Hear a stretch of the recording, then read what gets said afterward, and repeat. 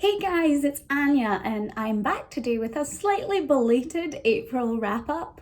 I do have a very good reason for it being a little bit late, and that's that in the past couple of weeks I've finished my degree. So it has just been a whole jumble of doing assignments and being really busy and stressed.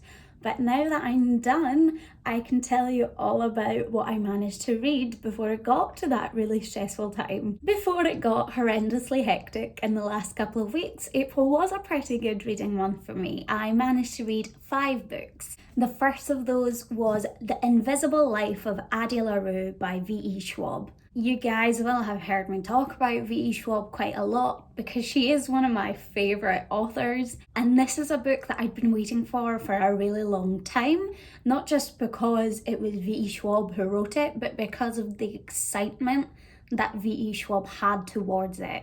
She's been talking about it on her social medias for years now, about how it's just such a book that's close to her heart and how it meant a lot to her. And you can absolutely tell that from page 1. It's a book about Addie LaRue, who in late 1700s makes a deal with the devil to live forever but be forgotten by everyone she meets. Until one day, in the present day, she meets a boy who remembers who she is.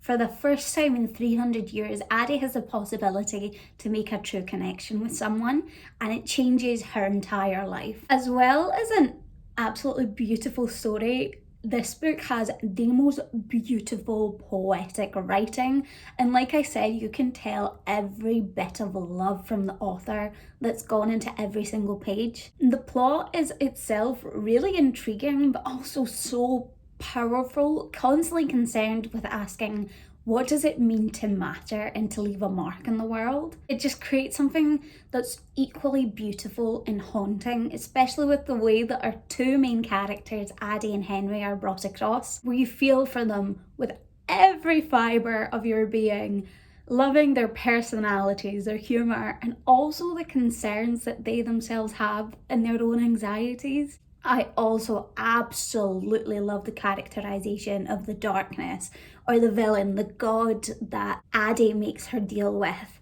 His presence throughout the book was so well done and gave me those incredible villain vibes that you'd get from like the Darkling, everything that I want from villains that are presented like these all-powerful darker sides that cater to like the darkness within ourselves. As you can tell from all that, I absolutely loved every single minute of this book. It was even better than I could have expected, and I already had very high expectations.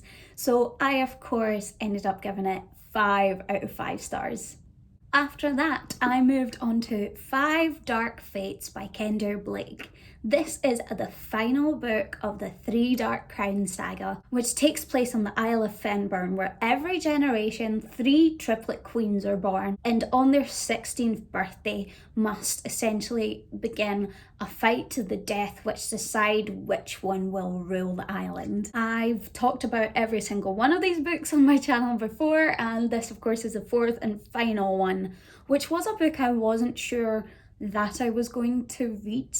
Because while I've liked the first 3 books, there just wasn't the same pull to them that I expected, especially from how rave reviews they had.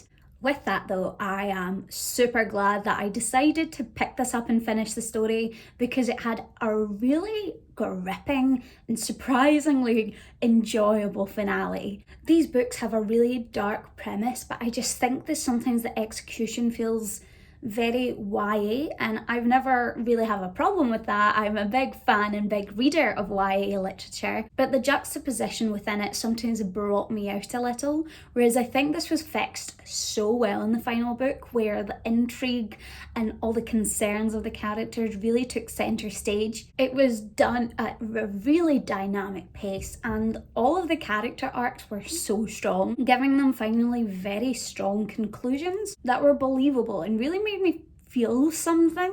It didn't feel contrived like the others had. It finally felt like the point that this series had been building towards, and had done it really, really well in bringing all the characters and the story arcs together. I had a lot of fun reading this, and I gave it 4 out of 5 stars.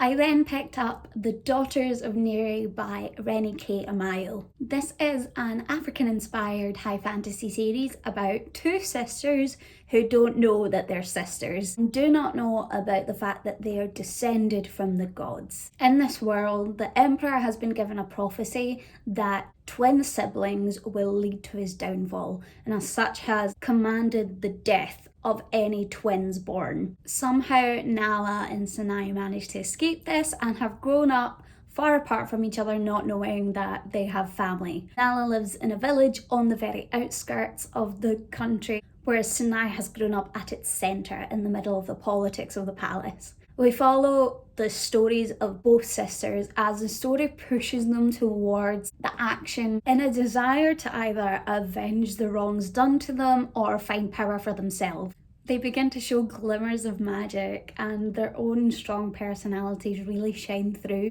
and just create 2 really dynamic characters that I can't wait to see where they're going to go.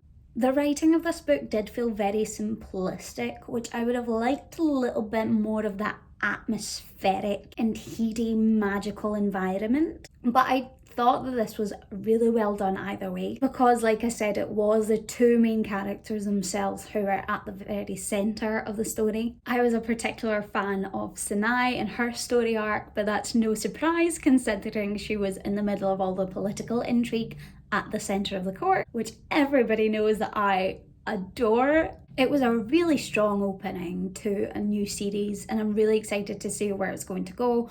Also, I think this cover is beyond stunning, and I can only hope that the following books in these series will look like this, because I could stare at this all day. I ended up giving this book 3.5 out of 5 stars. I then picked up Seconds by Brian Lee O'Malley. This is a graphic novel that was really popular on BookTube a few years ago, which is when I bought it, and I finally got around to reading it.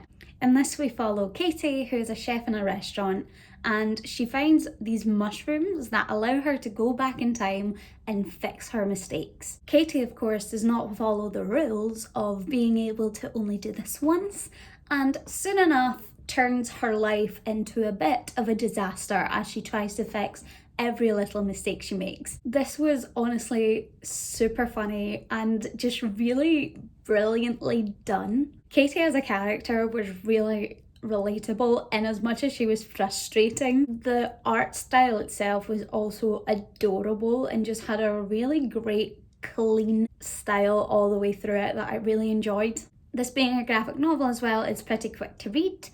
Maybe more so for others than it is for me, because I've said before I take actually longer to read things when there's visuals in front of me. But it was really great, and I would also really recommend it if you're thinking about graphic novels but aren't quite sure, because it is a standalone, which makes it a lot less intimidating than big series of graphic novels like you get with Saga or even Rat Queens. I genuinely really enjoyed this. I thought it was really funny and charming and really sweet, not afraid to, really be a bit more out there. So I ended up giving this 4 out of 5 stars. And the very last book I read in the month of April was Almost Adulting by Arden Rose. So I didn't actually know this until I picked it up, but Arden Rose is a YouTuber, and that's how she ended up writing this book, sharing her own experiences. I was given this for my 18th birthday as a sort of welcome to adulthood gift, and it just took me a few years to pick it up, but I'm actually really glad I waited those few years, and rather than reading it as an advice book, read it more as a sort of reflection and a sharing of experiences. This book is sort of marketed as a self-help book in terms of how to go about new responsibilities and deal with your new adult life, but I will say it doesn't really achieve that. I've seen other reviews, and I 100% agree with this, that say it's a lot more of somebody's personal experiences and advice that could in any way be universal or even applied to your own situation. There are some useful things in here, but most of them are just fun reflections, and like I said, I'm glad that I waited because that's how I got to read it. I'm now more at the same age that Arden Rose was when this was published, and found myself able to compare my experiences rather than look up to them. it definitely made that more funny and then more personal to myself, because I saw myself in a lot of what Arden Rose was saying rather than hoping to learn something from it. I ended up giving this 2.5 out of 5 stars. That's it from me today and for the books I read in the month of April. Thank you guys so much for watching, and I'll see you all soon. Bye!